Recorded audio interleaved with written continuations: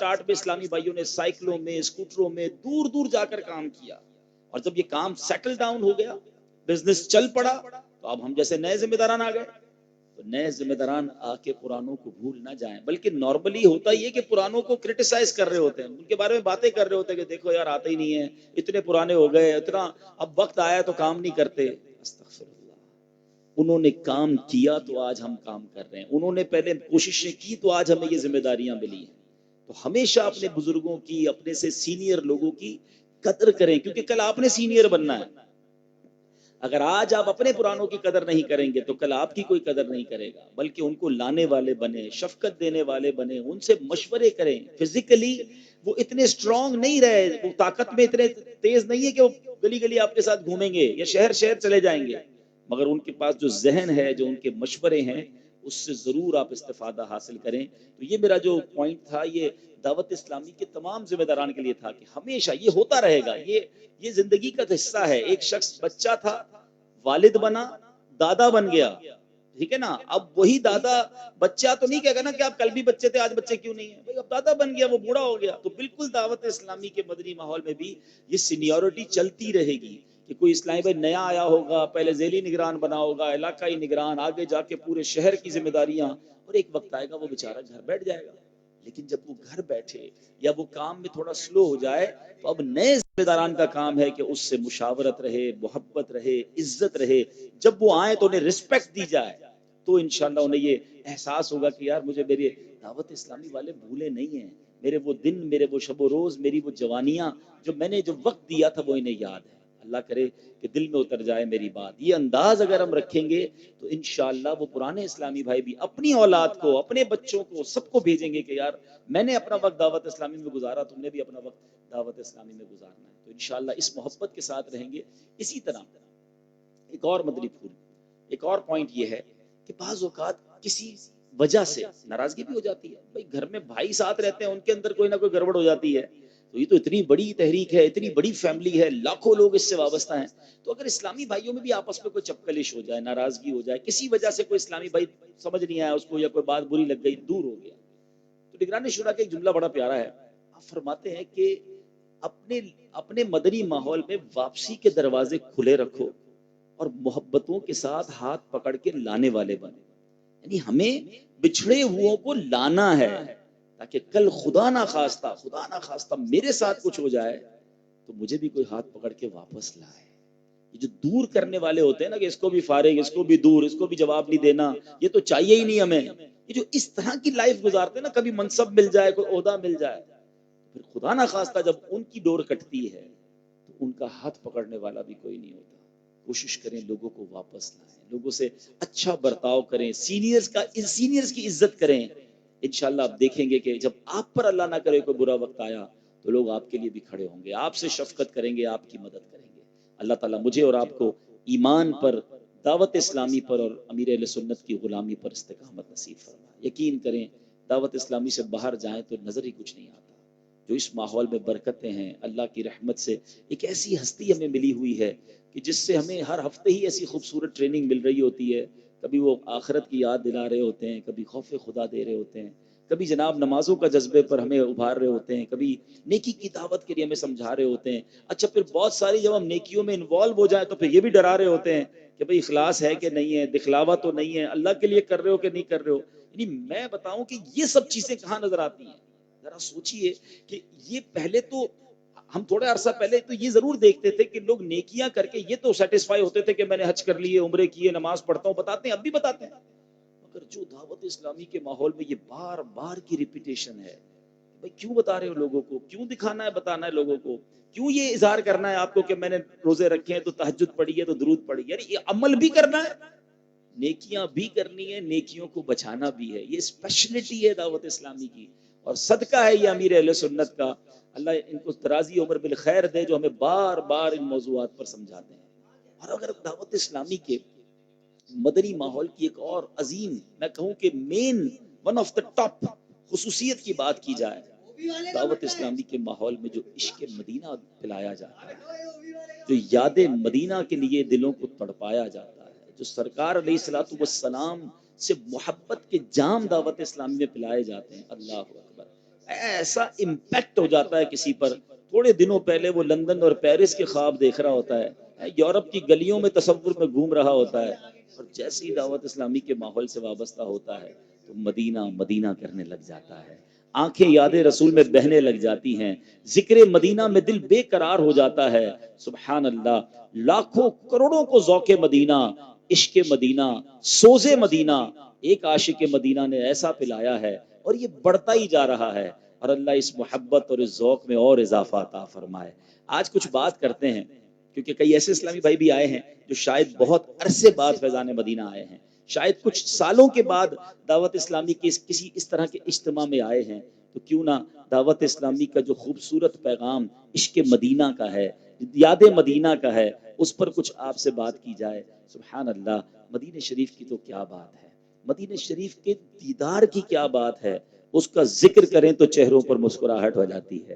دنیا میں کوئی ایسا شہر نہیں ہے ناظرین کہ جس کا ذکر کرنے میں اتنا لطف آتا ہو, دنیا کی مختلف زبانوں میں جس کے قصیدے لکھے گئے ہوں. ایسا شہر ہے. آپ دنیا میں آپ بھی سفر کرتے رہتے ہوں گے, پاکستان میں بھی جو سفر کرتے ہیں, ہم کسی ایک شہر کو ایک بار دیکھ لیں, 2 بار دیکھ لیں, دوستوں نے پلان بنایا ہو چلو یار کہیں چلتے ہیں, ہم کہتے ہیں یار فلاں جگہ تو ہو آئے ہیں, وہاں تو میں 2 بار ہو آیا ہوں, ادھر میں 3 بار ہو آیا ہوں, بس اب کہیں اور چلتے ہیں. دنیا کے خوبصورت سے خوبصورت ترین مقام کو آپ 2-3 بار دیکھیں گے, پھر آپ کہیں گے یار اب بہت ہو گیا, اب کہیں اور چلتے ہیں. مدینہ وہ جگہ ہے 1000 بار دیکھ لیں جی نہیں بھرتا ہے, بلکہ سچی بات یہ ہے جتنی بار دیکھیں شوق اور بڑھ جاتا ہے, ذوق اور بڑھ جاتا ہے.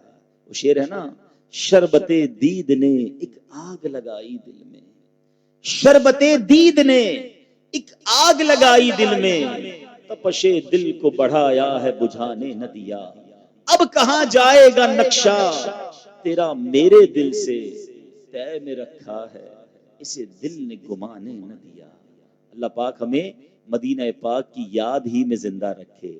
آج انشاءاللہ یہ بھی سمجھیں گے کہ مدینہ مدینہ ہم کیوں کرتے ہیں. بعض اوقات لوگ جو ہو سکتا ہے ابھی بہت سارے ناظرین مجھے مدنی چینل پر سن رہے ہیں, بعد میں سنیں, تو ان کی ذہن میں یہ خیال آئے کہ یار یہ اتنا ذکر مدینہ, اتنی مدینے سے محبت کیوں کرتے ہیں.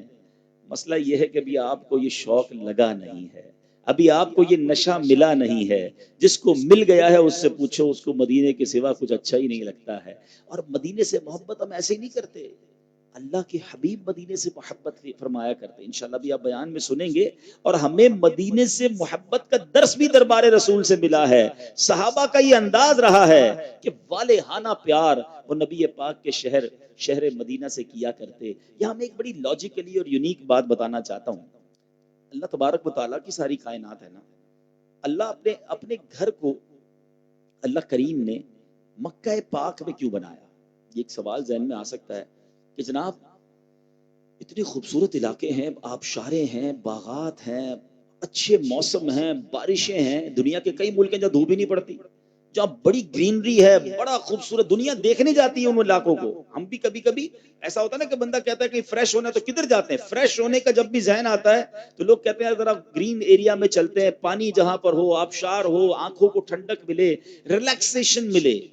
جب یہ ساری دنیا اللہ کی ہے تو اللہ نے جب اپنا گھر بنانا تھا, کعبہ مشرفہ بنانا تھا, تو کسی ایسی جگہ بناتا جو اللہ کی بہترین جگہ ہوتی. اس پوری زمین پر سب سے بہترین جگہ, سب سے پرفضا مقام ہوتا, تاکہ لوگ طواف بھی کرتے اور اللہ کی وہ نعمتیں بھی دیکھتے. بہت ساری اللہ کی حکمتیں ہوں گی. علماء نے ایک حکمت یہ بھی بیان کی کہ اگر کسی آبشار والے کسی خوبصورت علاقے میں, پہاڑی علاقے میں کعبہ ہوتا تو کوئی کہنے والا کہتا یہ مسلمان اس لیے تھوڑی جمع ہوتے ہیں کہ کعبے کا طواف کریں, یہ تو وہاں مزے کرنے جاتے ہیں, یہ ریلیکس ہونے جاتے ہیں, وہ گرینری دیکھنے جاتے ہیں. اللہ اکبر, کعبہ ادھر بنایا جدھر پانی نہیں تھا, جدھر شدید دھوپ ہے, جدھر درخت نہیں ہے, جدھر ریگستان ہے, دنیا کا بظاہر دیکھنے کا کوئی نظارہ نہیں ہے. مگر آپ کو دیکھو کہ اللہ نے گھر اپنا ادھر بنایا کہ ساری رنگینیاں چھوڑ کر پیرس میں رہنے والا, سوئٹزرلینڈ میں رہنے والا, پاکستان میں مری ناران کاغان میں رہنے والا جو روز آبشار دیکھتا ہے وہ بھی کعبے کے دیدار کو ترس رہا ہے. ساری دنیا سے لاکھوں لوگ اربوں روپے خرچ کر کے اللہ کے گھر کا طواف کرنے جاتے ہیں تاکہ یہ پتہ چل جائے یہ سفر کسی اور کام کے لیے نہیں, اللہ کی محبت کے لیے ہے, کعبے کی محبت میں ہے. اب سوال پیدا ہوتا ہے کہ کعبہ تو اللہ کا گھر ہے، اللہ نے اس مکے کو ایسی شرف اور نعمت بخش دی، تو اب مکے میں ہی نبی پاک جو ہے ان کا مزار ہوتا، روضہ ہوتا، اتنا مشرف اتنا برکت والا شہر ہے تو نبی پاک کا روضہ بھی وہیں ہوتا، تو اتنی مبارک جگہ پر ہی اللہ کے حبیب کا روضہ انور ہونا چاہیے تھا۔ سبحان اللہ سبحان اللہ۔ اچھا ایک اور بات اس کے ساتھ، پورے ہفتے میں کون سا دن سب سے افضل ہے؟ جمعے کا نا۔ تو یہ بھی کسی کے ذہن میں آ سکتا تھا کہ یار پورے ہفتے میں سب سے مبارک دن اگر جمعہ ہے تو نبی پاک کی ولادت بھی جمعے کو دن ہوتی۔ جمعے کے دن بڑے بڑے اسلامی واقعات ہوئے ہیں، تو پیارے آقا کی ولادت پیر والے دن ہوئی، پھر مکہ سب سے افضل شہر، مگر نبی پاک علیہ الصلوۃ والسلام کا جو روضہ ہے، وہ پیارے آقا نے جو مسکن بنایا وہ مدینہ بنایا۔ بے شک بڑی حکمتیں ہوں گی، مگر کمال کی بات علماء لکھتے ہیں، فرماتے ہیں اگر جمعے کو نبی پاک کی ولادت ہوتی نا تو ہو سکتا ہے لوگ کہتے بھائی جناب جمعہ تو ویسے ہی افضل تھا، تو یہ تو افضل والے دن نبی پاک علیہ الصلوۃ والسلام کی ولادت ہوئی، تو یہ تو جمعے کی تعظیم ہو رہی ہے، ولادت مصطفیٰ کے دن کا ذکر نہیں ہو رہا۔ اللہ اکبر، پیر کا دن اللہ نے وہ عطا فرمایا جس کو اس سے پہلے کوئی شرف نہیں تھا، مگر جب سے نبی پاک کی ولادت پیر والے دن ہوئی ہے، عاشقان رسول کے دلوں میں جگہ بنائی ہے پیر کے دن نے۔ کیسی محبت ہے پیر کے دن کہ نبی پاک خود پیر کے دن روزہ رکھتے۔ صحابہ کرام نے عرض کی حضور آپ ہر پیر کو روزہ رکھتے ہیں؟ تو فرمایا کہ پیر کے دن، حدیث پاک کا مضمون ہے، میری ولادت ہوئی تھی۔ ارے نبی پاک ہر ہفتے اپنا یوم ولادت مناتے روزہ رکھ کر۔ سیدی اعلیٰ حضرت سے پوچھو پیر کے دن کی اہمیت کیا ہے؟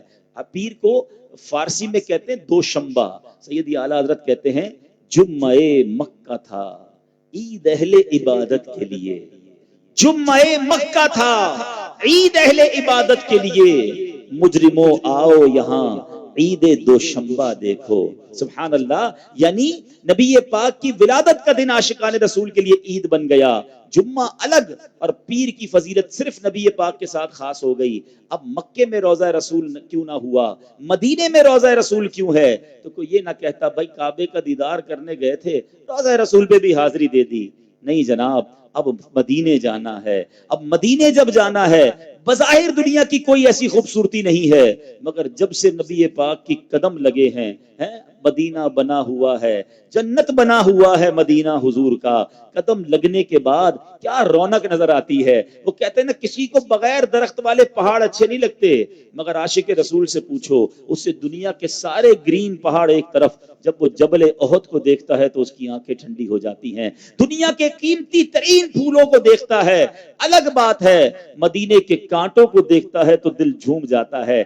وجہ یہ ہے میرے محبوب کی گلیوں کے کانٹے ہیں، یہ پہاڑ سوکھے ضرور ہیں مگر انہوں نے میرے آقا کو دیکھا ہے، یہ گلیاں بظاہر گرم موسم میں ہیں مگر چھاؤں سے زیادہ اچھی گرمی مدینے کی لگتی ہے کیونکہ نبی پاک وہاں موجود ہیں۔ امیر اہل سنت نے پوری بات ہی کلیئر کر دی کہ کیوں مدینے سے اتنی محبت ہے، وجہ کیا ہے مدینہ مدینہ کرنے کی، تو بڑی آسان زبان میں امیر اہل سنت سمجھاتے ہیں، مدینہ اس لیے عطار جانو دل سے ہے پیارا، مدینہ اس لیے عطار جانو دل سے ہے پیارا کہ رہتے ہیں میرے آقا میرے دلبر مدینے میں۔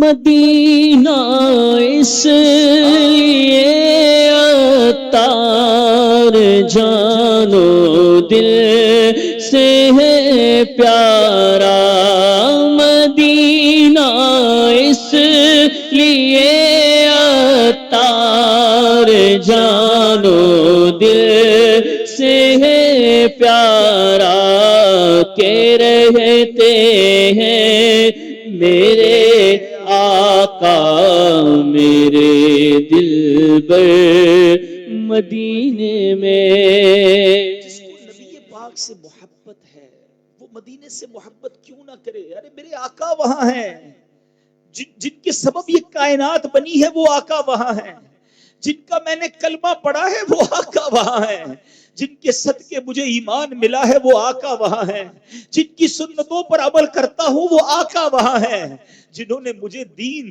اور اللہ کی پہچان عطا کی وہ آقا وہاں ہیں، اور جنہوں نے قیامت کے دن میری شفاعت کرنی ہے، مجھ گناہگار کو بخشوانا ہے۔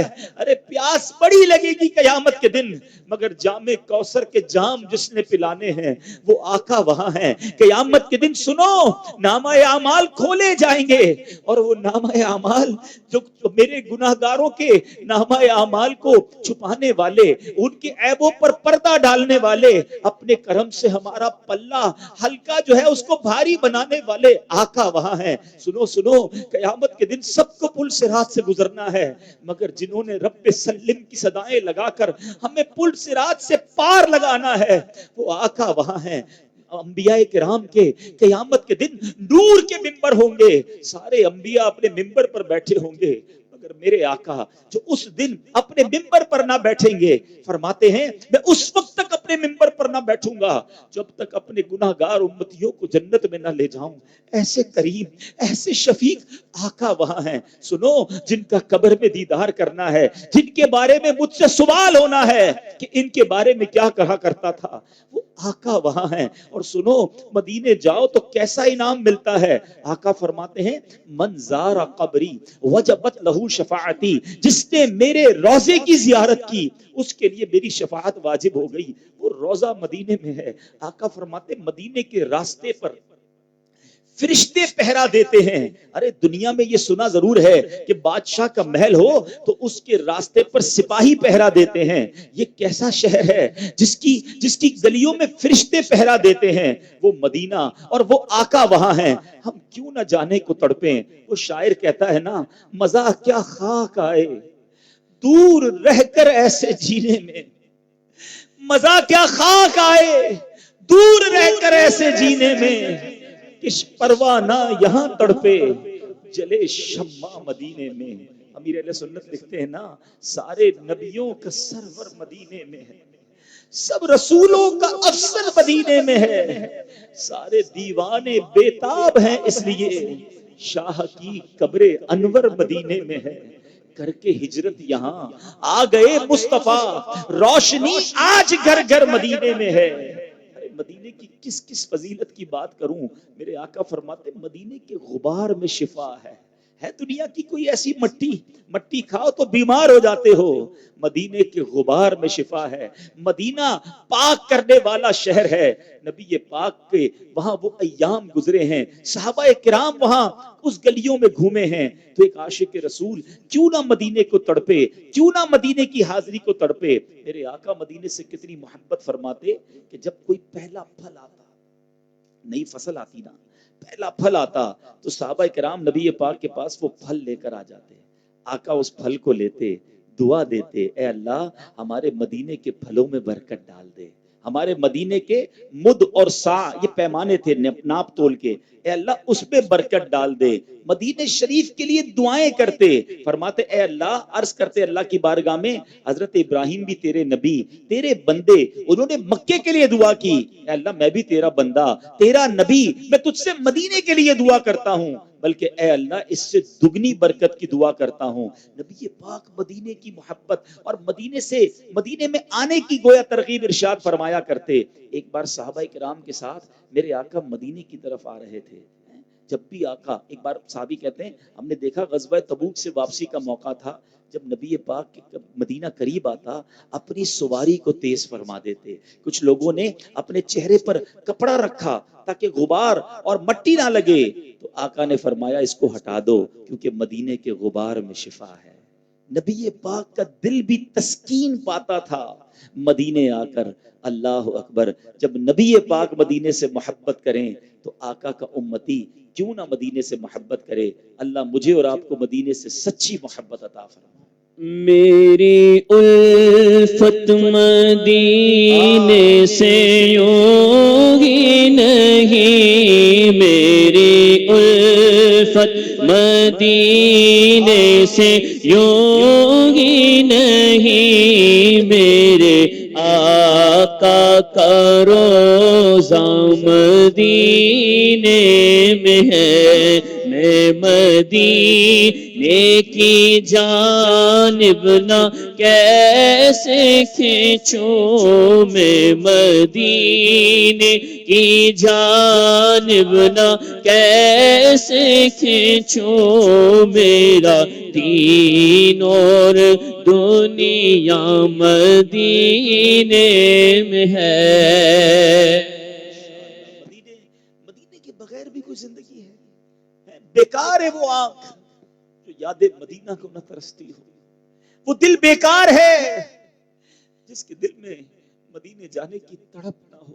ارے نبی پاک جب یہ فرمائے کہ جس نے میرے روضے کی زیارت کی، من زار قبری وجبت لہو شفاعتی، اس پر میری شفاعت واجب ہو گئی۔ ایک اور جگہ میرے آقا فرماتے جس کا مضمون ہے کہ جس نے میرے روضے کی زیارت کی وہ ایسا ہی ہے جیسے اس نے میری زیارت کی۔ ہمارے اصحاب، ہمارے بزرگان دین تو نبی پاک کے روضے پر اس طرح جایا کرتے تھے کہ آقا سے ملاقات کرنے جا رہے ہیں، آقا سے ملنے جا رہے ہیں، نبی پاک کی بارگاہ میں حاضری دے رہے ہیں۔ ایک بزرگ کا ایک فرمان دل ہلا دینے والا ہے، وہ کہتے ہیں سوچو تو صحیح مدینے آنے والوں، تمہیں پتہ ہے کدھر آئے ہو؟ اگر 1400 سال پہلے آتے تو صحابی بن جاتے۔ ذرا سوچو تو صحیح، آقا کے روضے پر، آقا کی بارگاہ میں، حیات طیبہ میں جو ایمان والے گئے، دیدار ہی تو کیا تھا، دیدار کی برکت ایسے ملی کہ صحابی کا درجہ مل گیا۔ ٹھیک ہے آقا آج روضہ انور میں ہیں، مگر آج بھی وہ دلوں کے حالات جانتے ہیں، آج بھی وہ امتی پر کرم فرما ہے، آج بھی وہ مہربانی فرماتے ہیں۔ بات یہ ہے کہ تڑپ سچی ہونی چاہیے۔ دیکھو نا سیدی اعلیٰ حضرت پر بھی تو کرم ہوا تھا نا، آپ نے بھی یہ تمنا دل میں رکھی تھی کہ مدینے جاؤں گا، اور اب نبی پاک کا جاگتی آنکھوں سے دیدار کرنا ہے۔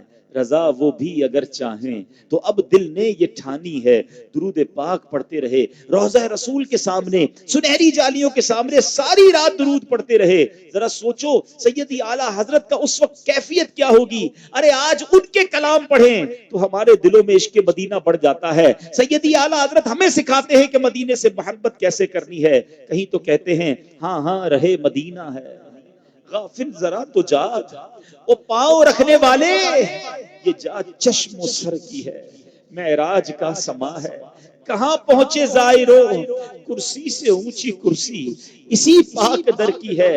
اعلیٰ حضرت روضہ رسول کا نقشہ کیسا کھینچتے ہیں، بتاؤ نا دنیا میں ایسا کوئی جگہ ہے، ایسا کوئی بادشاہ ہے جس کے دربان فرشتے ہوں، اور فرشتے بھی کتنے ہوں، 70,000 صبح آئیں، 70,000 شام آئیں، جو صبح آئیں وہ شام کو چلے جائیں، جو شام آئیں وہ اگلی صبح چلے جائیں۔ زندگی میں ایک بار فرشتوں کو حاضری ملتی ہے، آلموسٹ 12 گھنٹے روضہ رسول کی حاضری فرشتوں کو ملتی ہے۔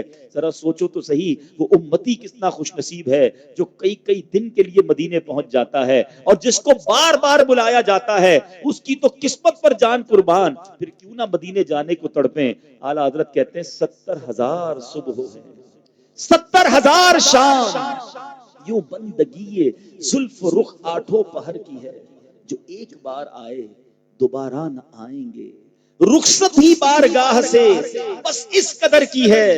اور سنو گناہگاروں ہم پر کرم کتنا ہے، فرماتے معصوموں کو تو عمر میں صرف ایک بار آسی پڑے رہیں تو صلاح عمر بھر کی ہے۔ اب سوچو یہ اعلیٰ حضرت جو آج ہمیں بتا رہے ہیں کہ مدینے کا، ان کے کلام بتا رہے ہیں کہ مدینے کا مقام، مرتبہ اور روضہ رسول کی عزت و عظمت کا کیا عالم ہے، جب وہ خود روضہ رسول کے سامنے کھڑے ہوں گے تو ان کی کیا کیفیت ہوئی ہوگی، کیسے آنسو بندھے ہوں گے، کیا دل کی کیفیت ہوگی۔ درود پڑھتے رہے، تمنا کیا تھی، آقا کا دیدار کرنا ہے، اور وہ بھی بیداری میں کرنا ہے۔ ساری رات وہ درود پڑھتے پڑھتے گزر گئی۔ اب اعلیٰ حضرت نے تڑپ کر کلام لکھا، وہ سوئے لال ازار پھرتے تیرے دن اے بہار پھرتے ہیں، ہر چراغے مزار پر قدسی کیسے پروانہ وار پھرتے ہیں۔ پھر لکھتے لکھتے کلام کمال کا شعر لکھا، اور آج بھی اعلیٰ حضرت کے اس شعر کا نظارہ ہم مدینے میں کر سکتے ہیں۔ فرماتے ہیں اس گلی کا گدا ہوں میں جس میں، میں اس گلی کا غلام ہوں، فقیر ہوں، نارمل گلی نہیں ہے، نارمل دربار نہیں ہے، میں اپنی گدائی پر، اپنی غلامی پر، اپنی فقیری پر بھی خوش ہوں۔ کیوں؟ اس گلی کا گدا ہوں میں جس میں مانگتے تاجدار پھرتے ہیں. اس گلی کا گدا ہوں میں جس میں اس گلی کا گدا ہوں میں جس میں مانگتے تاجدار پھرتے ہیں مانگتے تاجدار پھرتے ہیں. پھر تڑپ کر کیا شعر لکھا, انکساری کیسی کی, کوئی کیوں پوچھے تیری بات رضا, اے رضا تیری بات کی اہمیت کیا ہے, تجھ سے کتے ہزار پھرتے. اتنی انکساری کی کہ تیرے جیسے تو بہت ہیں نبی پاک کی بارگاہ میں حاضری دینے والے. اب یہ انکساری کر کے عاجزی کر کے جب یہ کلام لکھا تو پھر نبی پاک نے کیا کرم کیا کہ آقا نے سر کی آنکھوں سے بیداری کے عالم میں اعلیٰ حضرت کو دیدار عطا فرمایا. تو کرم آج بھی ہوتا ہے, تڑپ سچی ہونی چاہیے. اللہ کے حبیب اپنے امتیوں پر بڑے مہربان ہیں. مولانا جامی کا واقعہ سنا ہوگا نا آپ نے. دیکھیں عشق کی داستانیں کیسی ہیں. کئی عاشقوں کو بلایا جاتا ہے اور کئیوں کو آنے سے بھی روکا جاتا ہے. مولانا جامی نے کلام لکھا اور وہ کلام کیا تھا, آپ نے کلام لکھا, تنم فرسود جا پاراز ہجراں یا رسول اللہ, دلم پز مرد آوارا ز اسیاں یا رسول اللہ, چسوئے من گزر آری من مسکین ناداری, فدائے نقش نالے نہ کنم جاں یا رسول اللہ. اس شعر کا ذرا مطلب سمجھو. آپ کہتے ہیں آقا اگر جب آپ مجھ گناہگار مسکین کی طرف تشریف لائیں گے تو آپ کے نالین پاک کے نقش پر جامی اپنی جان قربان کر دے گا. چو بازو اے شفاعت را کشائی بر گناہگاراں مکم محروم جامی راں دراں یا رسول اللہ. اے یا رسول اللہ قیامت کے دن جب آپ شفاعت کا بازو پھیلائیں تو حضور اپنے غلام جامی کو نہ بھول جائیے گا.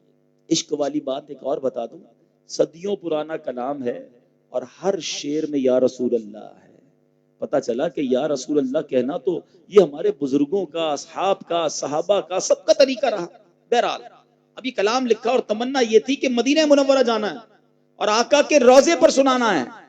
نبی پاک اس زمانے کے جو گورنر مدینہ تھے اس کے خواب میں تشریف لائے. فرمایا جامی آ رہا ہے, اس کو روکو, اس کو مدینے آنے سے روکو. اچھا گورنر شاید یہ سمجھے کہ وہ کوئی مجرم ہے یا مدینے نہیں داخل ہونے دینا, انہوں نے اٹھایا اور گرفتار کر دیا, جیل میں ڈال دیا. نبی پاک دوسرے دن پھر خواب میں تشریف لائے. فرمایا جامی کوئی مجرم نہیں ہے, بلکہ جامی نے ایسا کلام لکھا ہے کہ اگر وہ میرے روضے پر آ کر اس نے سنایا تو مجھے اپنے روضے سے اس سے ملنے کے لیے باہر آنا پڑے گا. سوچئے ایسے ایسے عشاق گزرے ہیں, عشق والے یوں مدینے جاتے ہیں اور اس تڑپ اور اس سوز کے ساتھ جاتے ہیں. اور یہ روضے سے باہر آنے والی بات ایک اور جگہ کیسے پوری ہوئی سنیے. ایک بہت بڑے امام ہیں, امام العارفین حضرت سید احمد کبیر رفاعی رحمت اللہ تعالی علیہ, ان پر یاد طیبہ عشق رسول کا غلبہ رہا کرتا تھا. آپ روحانی طور پر نبی پاک کی بارگاہ میں حاضری دیا کرتے تھے مگر جسم کے ساتھ ظاہری طور پر حاضری کے لیے منتظر رہا کرتے تھے. ایک بار انتظار کی گھڑیاں ختم ہوئیں, دربار رسالت میں پہنچ گئے, مدینے پہنچ گئے, روضہ رسول کے سامنے. اب حضرت شیخ سید احمد کبیر رفاعی نے نبی پاک کی بارگاہ میں جا کر کچھ اشعار پڑھے. اس کا جو عربی میں اشعار تھا اس کا ترجمہ کچھ یوں تھا کہ دوری کی حالت میں تو میں اپنی روح کو آپ کی خدمت میں بھیجا کرتا تھا اور میری نائب بن کر وہ آپ کے آستانے کو چوم آیا کرتی تھی. حضور اب بدن کے ساتھ حاضر ہوا ہوں, ملنے کی باری آئی ہے. حضور اپنا ہاتھ مبارک روضے سے باہر نکالے, میں اسے بوسہ دینا چاہتا ہوں. سوچئے لیول آف عشق کیا تھا, لیول آف کنیکشن کیا تھا, نبی پاک سے محبت کا عالم کیا تھا. اور یہ فریاد تھی, یہ عرض تو تھی, مگر آپ جانتے کیا ہوا؟ اللہ اکبر. تاریخ کی کتابوں میں لکھا ہے کہ وہاں قریب موجود تمام لوگوں نے دیکھا کہ روضہ رسول سے دست اطہر باہر نکلا اور حضرت شیخ احمد کبیر رفاعی رحمت اللہ تعالی علیہ نے ان ہاتھوں کو بوسہ دیا. آنکھ والا تیرے جوبن کا تماشا دیکھ, آنکھ والا تیرے جوبن کا تماشا دیکھے، دیدائے کور کو کیا آئے نظر کیا دیکھے۔ ہمیں تڑپ بڑھانی ہے، ہمیں ذوق مدینہ میں آنسو بہانے ہیں۔ ہوتا کیا ہے، دعوت اسلامی کے ماحول میں تو محبت مدینہ کے جام بھر بھر کر پلائے جاتے، شروع سے دیکھا ہم نے، لیکن کبھی ہم اپنی دنیاوی مصروفیات میں، کبھی تنظیمی مصروفیات میں، کبھی ویسے ہی کئی دن گزر جاتے ہیں، آنکھ بہتی نہیں یاد مدینہ میں، دل تڑپتا نہیں یاد رسول میں۔ ارے سوچو، میں تو اس ماحول میں آیا ہی عشق رسول کی خیرات لینے ہوں، اور جو تھوڑا سا دور ہو گئے وہ بھی سوچیں کہ جب سے دور ہوئے ہیں وہ کیفیات، وہ محبتیں، وہ یاد مدینہ، وہ راتوں کو یاد نبی میں آنسو بہانا، وہ کدھر گیا؟ یہی زندگی کا مزہ ہے، نبی پاک کی یاد میں، آقا کے عشق میں جو آنسو بہیں اور اس یاد میں راتیں گزرے، اس کا لطف کچھ اور ہے۔ وہ کہتے ہیں نا، یاد نبی میں روتے روتے کیسی گزری رات نہ پوچھو۔ اللہ ایسی راتیں، ایسے ایام میں عطا فرمائے۔ تو عشق مضبوط رکھیے، ذوق مدینہ بڑھائیے۔ کرم آج بھی ہوتا ہے، مہربانی آج بھی ہوتی ہے۔ اللہ کرے کہ ہم مفتی اعظم ہند مصطفی رضا خان صاحب نوری کی اس کلام کے مصداق بن جائیں کہ یہی التجائیں زبان پر ہوں۔ کیا خوبصورت بات لکھی ہے، کچھ ایسا کر دے میرے کردگار آنکھوں میں، کچھ ایسا کر دے میرے کردگار آنکھوں میں، کچھ ایسا کر دے میرے کردگار آنکھوں میں، ہمیشہ نقش رہے رو اے یار آنکھوں میں، ہمیشہ نقش رہے رو اے یار آنکھوں میں، انہیں نہ دیکھا تو کس کام کی ہے یہ آنکھیں، انہیں نہ دیکھا تو کس کام کی ہے یہ آنکھیں، کہ دیکھنے کی ہے ساری بہار آنکھوں میں، کہ دیکھنے کی ہے ساری بہار آنکھوں میں۔ التجا تو رکھیے نا، آرزو تو رکھیے نا، تڑپ تو بڑھائیے۔ مانا کہ اس قابل نہیں، مانا کہ گناہ بہت ہے، مانا کہ آنکھیں گندی ہیں، مگر التجا تو میں کر سکتا ہوں نا۔ وہ تو کریم ہے، وہ شفیق ہے، وہ مہربان ہے، تم اس کے طرفدار ہو، تم اس کے مددگار، جو تم کو نکمے سے نکما نظر آئے، لگاتے ہو اس کو بھی سینے سے آقا، جو ہوتا نہیں منہ لگانے کے قابل۔ وہ بڑے کریم ہیں، یقین جانیے، مہربانیاں جاری ہیں، کرم کے دریا بہ رہے ہیں، جھولی ہماری تنگ ہے، تیرے یہاں کمی نہیں، وہاں سے تو عطائیں ہو رہی ہیں۔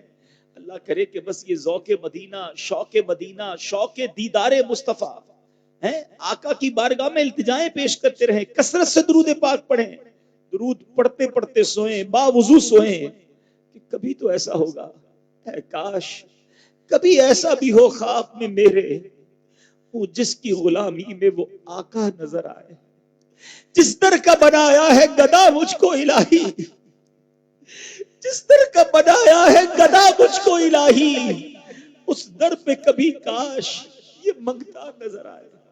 یا رب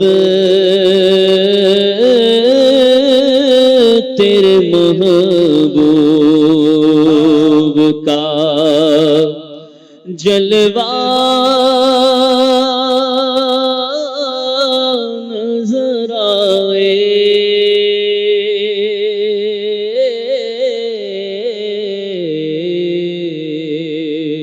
اس نور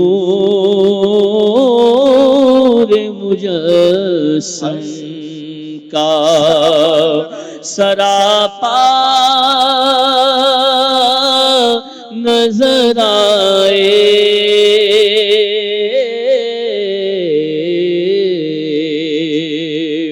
اے کاش کبھی ایسا بھی ہو خواب میں میرے،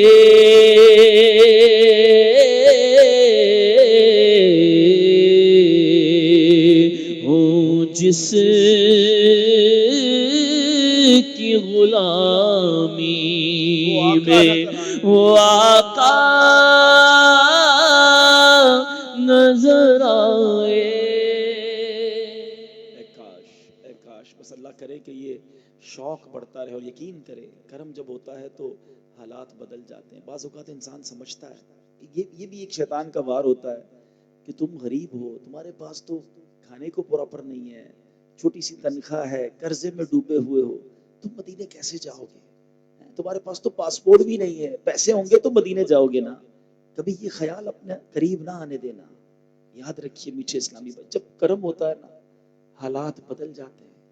آقا پھر ایسا کرم کرتے ہیں کہ بعض اوقات عقلیں بھی حیران ہو جاتی ہیں، اور ایسے کئی واقعات تو اب ہمیں دعوت اسلامی کے ماحول میں بھی نظر آتے ہیں کہ ہم نے کروڑ پتی لوگوں کو دیکھا ہے جن کے پاس اتنا کچھ ہے، ساری دنیا دیکھی ہے، مدینہ نہیں دیکھا۔ اور میں نے ایسے کئی غریبوں کو آپ نے بھی دیکھا ہوگا جن کے پاس اپنا رہنے کو مکان نہیں ہے، مگر آقا نے انہیں بھی مدینے بلا لیا، انہیں بھی حج کی سعادت مل گئی، انہیں بھی روضہ رسول کی حاضری مل گئی۔ کہتے ہیں نا کہاں کا منصب، کہاں کی دولت، قسم خدا کی ہے یہ حقیقت، جنہیں بلایا ہے مصطفیٰ نے وہی مدینے کو جا رہے ہیں۔ میں آپ کو ایک مسجد کے خادم کا واقعہ سناتا ہوں۔ ایک مسجد میں ایک اسلامی بھائی تھا، دعوت اسلامی سے تعلق ہے، وہ جھاڑو پوچھا لگاتے تھے، ان کو بڑا شوق تھا مدینے جانے کا۔ کسی نے ترکیب بنی اور غالباً مدنی مذاکرے میں جو قرآن دازی ہوتی ہے اس میں ان کا مدینے کا ٹکٹ نکل آیا۔ مدینے شریف ہماری حاضری ہوئی، یقین کرے بیٹے اسلام میں اس اسلام کو دیکھتا تھا، وہ کہتے ہیں نا خوشی سنبھل نہیں رہی تھی، اس کے چہرے سے اتنی خوشی ہوتی جب وہ مدینے میں مسجد نبوی شریف مجھے ملے۔ مجھے آ کے پتہ کیا کہتے ہیں؟ کہتے ہیں عبدالحبیب بھائی ہمارے پورے خاندان میں کوئی مدینے نہیں آیا اور نبی پاک نے مجھ پر یہ کرم کیا، اب مجھے طریقہ بتائیں کہ پھر دوبارہ مدینے میں کیسے آؤں، کوئی طریقہ بتائیں۔ میں نے کہا جن کے در پر آیا انہی سے عرض کر دو، اب نبی پاک سے کہہ کے جاؤ کہ پھر مدینے جانا ہے۔ اب یقین کرو وہ اسلام بھائی تھوڑے عرصے بعد پھر مدینے گیا۔ مجھے بتاؤ کہاں سے پیسے آئے، کیسے انتظام ہوا؟ جب بلایا آقا نے خود ہی انتظام ہو گئے۔ تڑپ سچی ہونی چاہیے، یہ خیال بھی دل میں مت لانے دینا کہ پیسے ہوں گے تو مدینے جاؤں گا، نہیں جناب۔ کہاں کا منصب، کہاں کی دولت، قسم خدا کی ہے یہ حقیقت کہ جنہیں بلایا ہے مصطفیٰ نے وہی مدینے کو جا رہے ہیں۔ آپ اپنے اندر تڑپ بڑھائیے، درود پاک کی کثرت بڑھائیے، دعوت اسلامی کے ماحول سے وابستگی اختیار کیجئے کہ یہاں بار بار جب ذکر مدینہ ہوگا نا، بار بار دعائے مدینہ ہوگی تو پھر انشاءاللہ ہماری رکت میں بھی اضافہ ہوتا رہے گا، سوز میں بھی اضافہ ہوتا رہے گا۔ مدینے سے محبت کیوں نہ کریں؟ نبی پاک علیہ الصلوۃ والسلام فرماتے ہیں کہ حدیث پاک کا مضمون ہے، تم میں سے جس سے ہو سکے وہ مدینے میں مرے، کہ جو مدینے میں مرے گا میں اس کی شفاعت کروں گا۔ ارے یہ کیسا شہر ہے، جاؤ تو شفاعت ملتی ہے، مر جاؤ تو پھر شفاعت کا وعدہ ہے۔ طیبہ میں مر کے ٹھنڈے چلے جا آنکھیں بند، طیبہ میں مر کے ٹھنڈے چلے جا او آنکھیں بند، طیبہ میں مر کے ٹھنڈے چلے جا او آنکھیں بند، سیدھی سڑک یہ شہر شفاعت نگر کی ہے۔ اب بیان کے آخر میں جب یہ بیان تیار کر رہا تھا تو مفتی امجد علی اعظمی صاحب صدر الشریعہ جنہوں نے بہار شریعت لکھی ہے، انہوں نے حاضری دربار مصطفیٰ کے چند آداب لکھے ہیں۔ ویسے تو یہ بیان ہم ان میں کرتے ہیں جو مدینے جا رہے ہوتے ہیں، مگر میں نے سوچا کہ مدینے جانا تو سب نہیں ہے نا، نیت تو سب کے دل میں ہے، کیونکہ یہ اتنے پیارے آداب ہیں، اگر تصور میں گزارش کروں گا، یقیناً ہم دور ہیں، ہم فیضان مدینہ میں بیٹھے ہیں، مدینے سے تو بہت دور ہیں، لیکن یہ ذرا آداب سنیے اور ذوق بڑھے گا، اللہ کرے گا، نیت کرتے ہیں انشاءاللہ جب بھی مدینے جائیں گے ان آداب کا خیال رکھیں گے انشاءاللہ۔ تو آنکھیں بند کر کے ذرا سنتے جائیے۔ مفتی امجد علی اعظمی صاحب لکھتے ہیں کہ حاضری میں خالص زیارت اقدس کی نیت کیجیے۔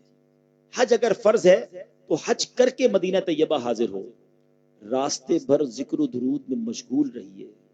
جب حرم مدینہ آئے تو بہتر یہ ہے کہ روتے، سر جھکائے، آنکھیں نیچی کیے، درود شریف کی کثرت کرتے ہوئے، اور ہو سکے تو ننگے پاؤں چلیے۔ مسجد نبوی شریف میں حاضر ہو کر پہلے صلاۃ والسلام عرض کیجیے، پھر تھوڑا ٹھہرو، جیسے نبی پاک علیہ الصلوۃ والسلام سے حاضری کی اجازت مانگتے ہو۔ نہایت خشوع و خضوع سے روضہ اقدس پر حاضری دیجیے، رونا نہ آئے تو رونے جیسی صورت بنا لیجیے۔ قبلہ کو پیٹھ کیے کم از کم 4 ہاتھ یعنی 2 گز دور نماز کی طرح ہاتھ باندھ کر نبی پاک علیہ الصلوۃ والسلام کے چہرہ انور کی طرف رک کر کے کھڑے ہوں۔ اس دوران دل پیارے آقا علیہ الصلوۃ والسلام ہی کی طرف متوجہ رکھنے کی کوشش کیجیے۔ جب تک مدینہ طیبہ کی حاضری نصیب ہو ایک سانس بھی بیکار نہ جائے۔ ضروریات کے سوا اکثر وقت مسجد شریف میں با طہارت حاضر رہیے، نماز، تلاوت اور درود میں وقت گزاریے۔ دنیا کی بات تو کسی بھی مسجد میں نہ چاہیے، نہ کہ مسجد نبوی شریف میں۔ مدینہ طیبہ میں روزہ نصیب ہو، خصوصاً گرمی میں، تو کیا کہنا کہ اس پر وعدہ شفاعت ہے۔ سنو سنو، یہاں ہر نیکی ایک نیکی جو ہے 50,000 لکھی جاتی ہے۔ لہٰذا عبادت میں زیادہ کوشش کیجیے، کھانے پینے کی کمی ضرور کیجیے، اور جہاں تک ہو سکے صدقہ کیجیے۔ شہر میں خاص شہر سے باہر جہاں کہیں بھی گنبد خضرا پر نظر پڑے فوراً دست بستہ ہاتھ باندھ کر ادھر منہ کر کے صلاۃ السلام عرض کیجیے۔ اس کے بغیر ہرگز نہ گزریے کہ خلاف ادب ہے۔ قبر کریم کو ہرگز پیٹھ نہ کی جائے، اور حتی الامکان نماز میں بھی ایسی جگہ نہ کھڑے ہوں کہ پیٹھ کرنی پڑے۔ یہ عشق والوں کے انداز ہیں۔ اللہ مجھے اور آپ کو با ذوق اور با شوق حاضری عطا فرمائے۔ کیا خوبصورت بات شاعر لکھتے ہیں نا، دل میں نبی کی یادیں، لب پر نبی کی نعتیں، جانا تو ایسے جانا سرکار کی گلی میں، ایک روز ہوگا جانا سرکار کی گلی میں، ہوگا کبھی ٹھکانا سرکار کی گلی میں۔ گو پاس کچھ نہیں ہے لیکن یہ دیکھ لے گا ایک دن مجھے زمانہ سرکار کی گلی میں۔ سمجھیں گے ہم نیازی ان کی کرم نوازی جس دن ہوئے روانہ سرکار کی گلی میں، ایک روز ہوگا جانا۔ دل میں نبی کی یادیں،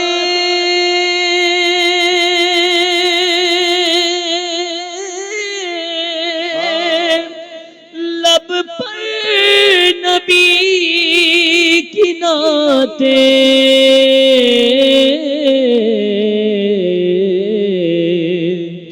جانا تو ایسے جانا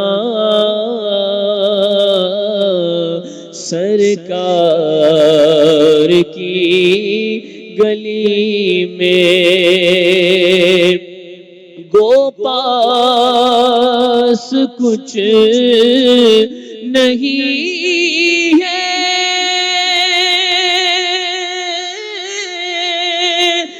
لیکن یہ دیکھ لے گا ایک دل مجھے زمانہ سرکار کی گلی میں، اور سمجھیں گے ہم نیازی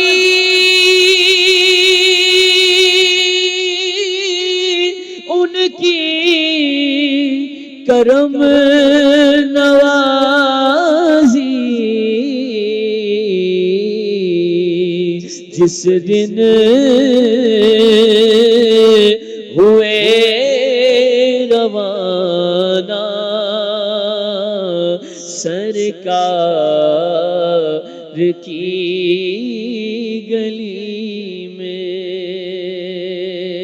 مدینے جانا ہے تو مدینے والے کے کاموں میں لگ جاؤ، ان کی سنتوں کو پھیلانے میں لگ جاؤ، ان کے امتیوں کی اصلاح، اپنی بھی اصلاح، ان کی بھی اصلاح کی کوشش کرو.